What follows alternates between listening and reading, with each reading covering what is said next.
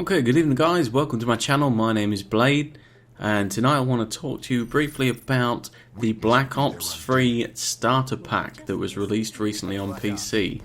Now this was a limited time offer. It was only on for a couple of weeks. I believe it ran out yesterday. So for those of you who didn't see it or didn't get a chance to get it, your time is up, unfortunately. But for those who did, and didn't, I just want to run through a few things that I think is good about this and a few things that I think are a bit shady. Obviously, a lot of your hardcore COD players and whatever, the ones who get it every year without fail, they would have got this game already on release, so it wasn't for them. They would either got it on release, they would have got it at Christmas or something, something like that. So this wasn't who they're aiming for here. I believe I'm the sort of person that they were looking at aiming for with this starter pack that they did. It was available for £11.50, which is roughly about $15. So obviously it's a lot cheaper than buying the whole game itself. I'm a very casual COD player nowadays. I used to play it quite a lot a few years ago. I've been playing since sort of Modern Warfare 2. I don't play a lot anymore. I do tend to buy them, but quite a long time after release. I only got Advanced Warfare a few months ago. But I do like playing the odd game of Call of Duty. You know, just going online and having a half an hour to an hour of just mindless shooting every now and again. But that obviously is it's got to the point it's not worth me paying the £50-60 sort of mark for Call of Duty every year just to get that experience. Whereas you offer something to me for £11.50 or $15, then I'm going to bite your hand off, which is exactly what I did. Now, there are some restrictions. For starters, you only get the multiplayer version. Obviously, it's the multiplayer starter pack. You only get the multiplayer part of Black Ops 3. You don't get the campaign. You do not get zombies either, which is unfortunate. I do like playing the zombies, but most of my time on COD is playing online on the normal multiplayer. You are only allowed in the public ranked matches, but you've still got your full plethora of core and hardcore game modes. I do love Treyarch for their hardcore free-for-alls. Bren will know what I'm talking about there. You are level capped at 55, which means you cannot prestige, which I know will be a problem for some people. Some people do like to show off by how many times they've prestiged and whatever. Again, nowadays, that's not really my thing. To be honest, it was never really my thing anyway. I didn't really see the point of putting hundreds of hours into this game to get some awesome weapons just to reset it all and go back to the beginning again. You can't restart your profile either, so you get unlocked tokens for stuff. Once you've unlocked it, it's unlocked. If you run out of unlocked tokens, you're not going to be able to get enough unlocked tokens for everything. I suppose that's one reason to prestige, is that I'm guessing you start building up your unlocked tokens again. You can unlock some more stuff, go a different way around to what you did before. You can't get involved in custom games, but you can still play in lobbies with your friends. But obviously that is then restricted. If your friends are playing the full game, they are then restricted to only playing public rank matches.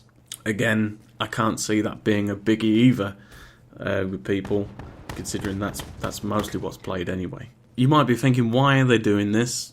Why are they doing this on a limited time offer?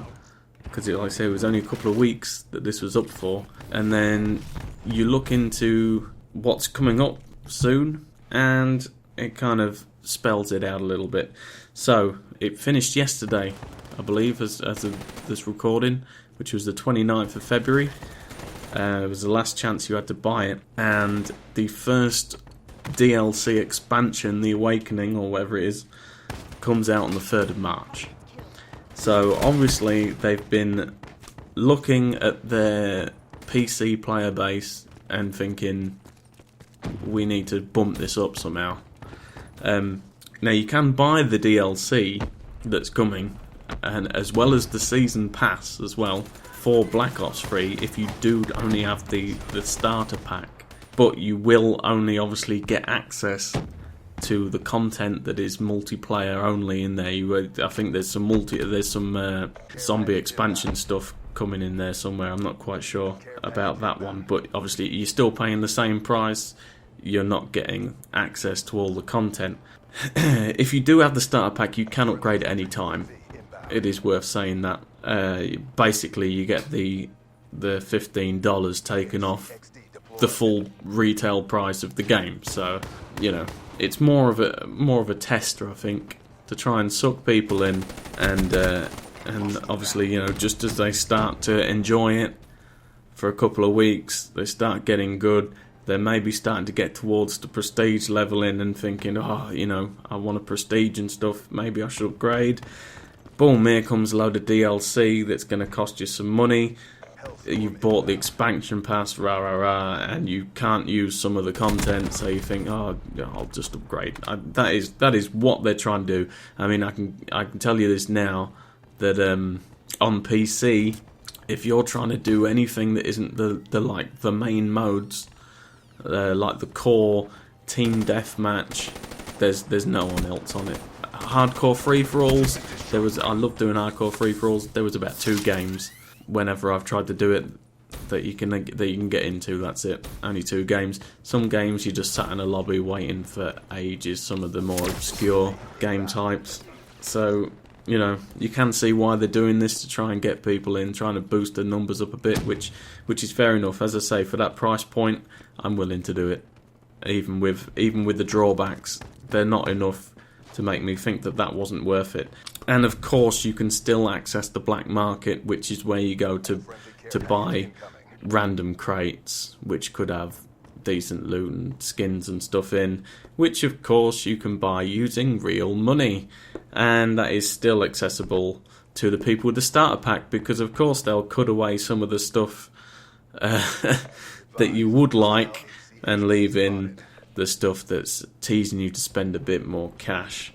But overall, I think this was a good idea. Like I said, I think the price point was very fair for what you're getting. The only thing that I'm a bit puzzled about is why only have it on for a couple of weeks?